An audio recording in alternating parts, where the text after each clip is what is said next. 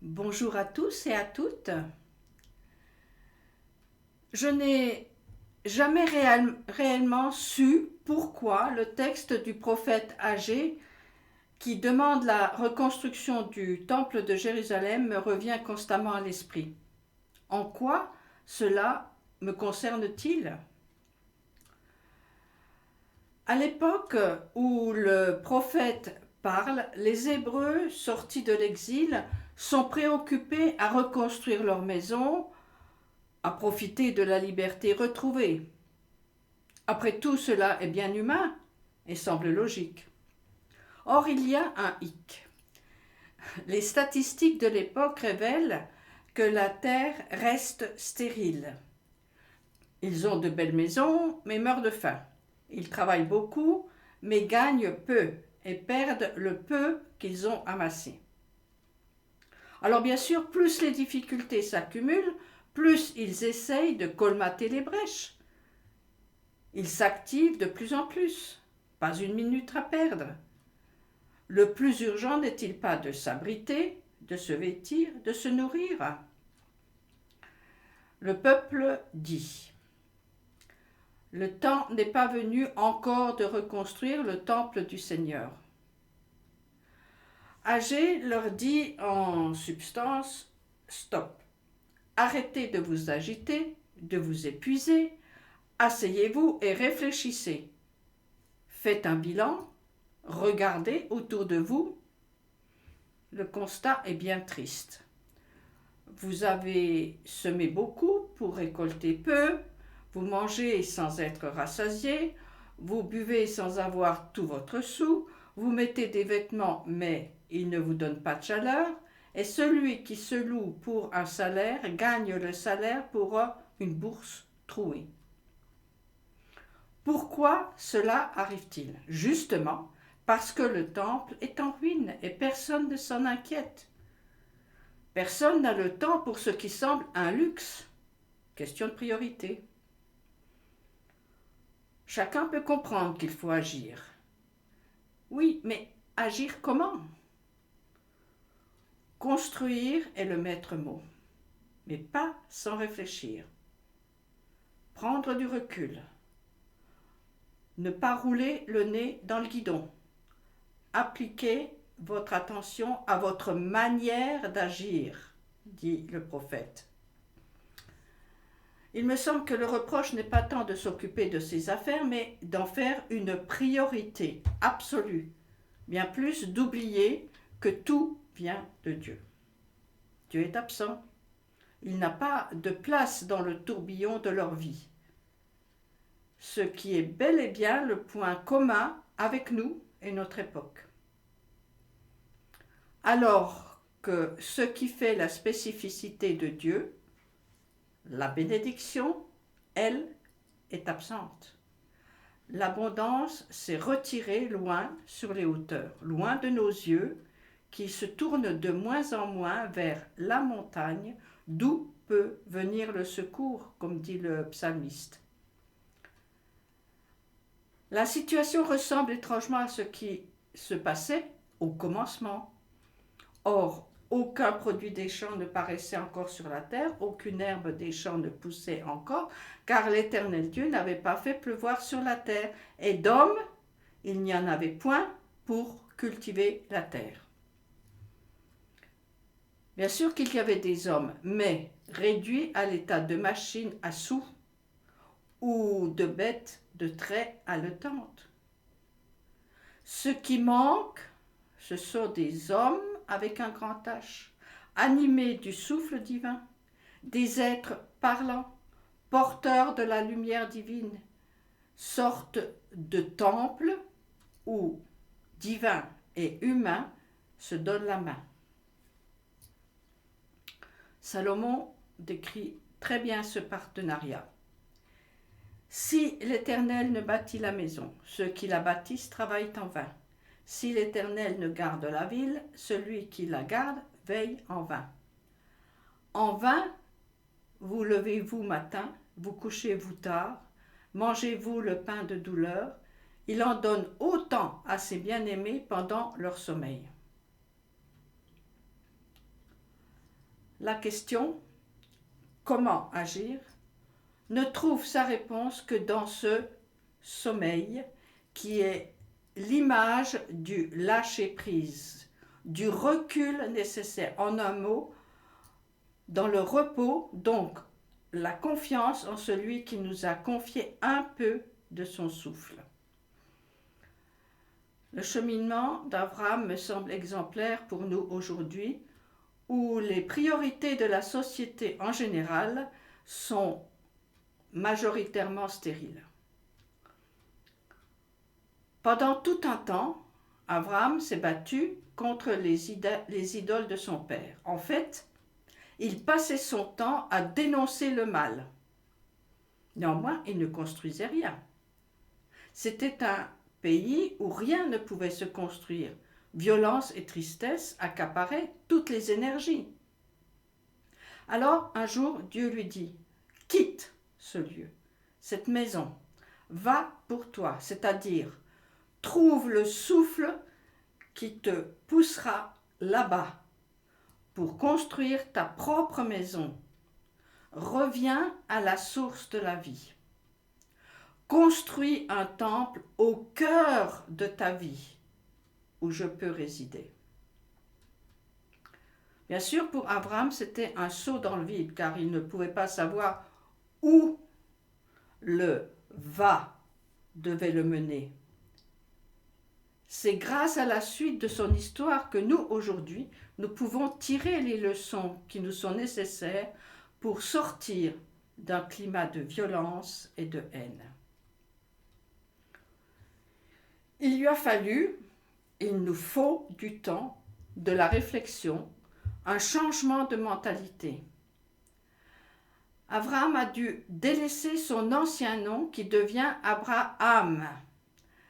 La lettre He ajoutée à un nom étant l'apport, l'adjonction du souffle créateur de Dieu. Ainsi, il est dit dans le livre « Ton nom ne s'énoncera plus désormais Abraham, ton nom sera Abraham, car je te fais le père d'une multitude de nations. Je te ferai fructifier prodigieusement, je ferai de toi des peuples et des rois sortiront des descendants. » Alors la stérilité du couple appelé à donner naissance à tout un peuple a cessé. Puis la terre a donné ses fruits en abondance. La maison d'où la lumière divine brillera sur toutes les familles de la terre s'est allumée et une fenêtre s'est ouverte vers un au-delà. Tu seras une bénédiction pour toutes les familles de la terre. Si ta priorité est de construire un lieu où le Créateur peut résider au creux de ta vie.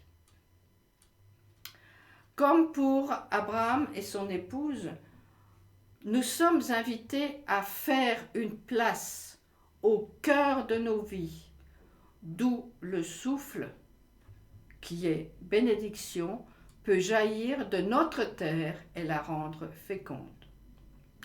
Confie-toi à l'Éternel et pratique le bien, et le pays pour demeure et la fidélité pour pâture. Fais de l'Éternel tes délices, et il te donnera ce que ton cœur désire. Recommande ton sort à l'Éternel, mets en lui ta confiance, et il agira. Dans un premier temps, Taré, le père, emmena Abraham son fils, Lot, fils de Haran, son petit-fils, et Sarai, sa brute, épouse d'Abraham. Ils sortirent ensemble d'Ur-Kachdim, de leur pays rempli de violence. Mais pour Abraham, le chemin sera encore long. Il devra partir à nouveau, seul avec juste les siens, pour faire sa vie, construire sa maison à lui. L'injonction de Dieu en hébreu « va vers toi » se traduit aussi par « va pour toi. Va où tu dois aller pour devenir porteur de bénédiction. Va vaincre la stérilité, ton manque de production, de résultats, comme on dirait aujourd'hui, en te construisant de l'intérieur. Construis le temple, ton temple.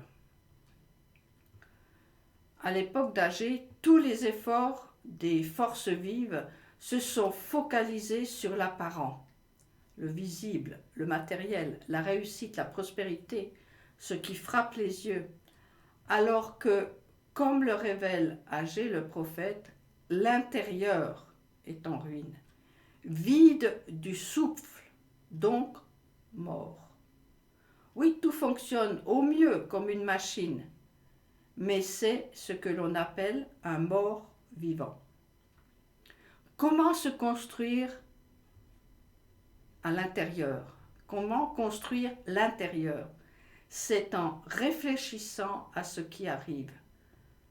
Un peu comme les Hébreux qui se sont nourris dans le désert d'une pitance inconnue qui les a amenés à se poser la question: qu'est-ce que c'est? Les turpitudes dans les pérégrinations des Hébreux ne sont pas forcément des remontrances, comme on peut le penser, mais bien plutôt une forme, une manière pédagogique de l'Éternel de se faire comprendre et imprégner durablement les esprits par ses enseignements. Des leçons de vie, en quelque sorte.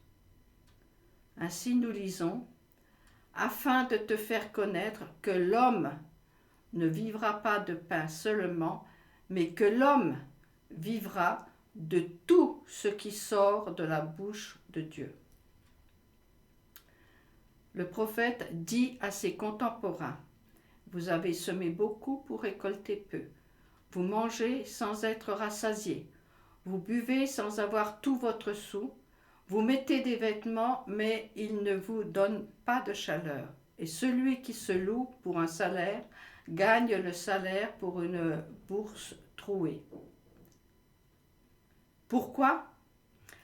Parce que vous n'écoutez pas. Vous ne voyez pas plus loin que le bout de votre nez. Vous ne mangez pas en priorité ce qui sort de la bouche de Dieu.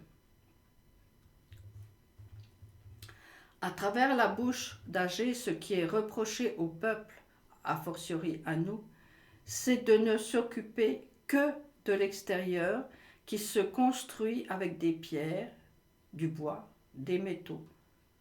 Le cœur est préoccupé par ce qui frappe les yeux. Chacun cherche la sécurité dans la richesse extérieure. Chacun est occupé à se battre pour accumuler des murailles de sécurité qui enferment. L'humain y est oublié. L'homme est laissé en friche. Le moteur de vie, le cœur de l'homme, étouffe sous la paresse, la haine, le mensonge, la laideur, le vacarme des loups qui hurlent l'excellence en tout et la célébrité. Le « m'as-tu vu quoi ?» Il y a aussi ceux qui semblent s'occuper de l'intérieur, mais souvent, trop souvent, le but est encore de briller aux yeux des autres. Regardez comme je suis humble et fier de l'être. Il n'y a pas de place pour le vivant qui se réduit à un plan comptable et des techniques. Pas de vrai bilan qui répondrait aux questions: où es-tu? Où en es-tu? Qu'as-tu fait? Réfléchis à ce qui t'arrive. Cela est remplacé par des chiffres, des plus et des moins. Je me souviens aussi du roi Nabuchodonosor mentionné dans la Bible, Vous trouverez son histoire dans le livre de Daniel au chapitre 4.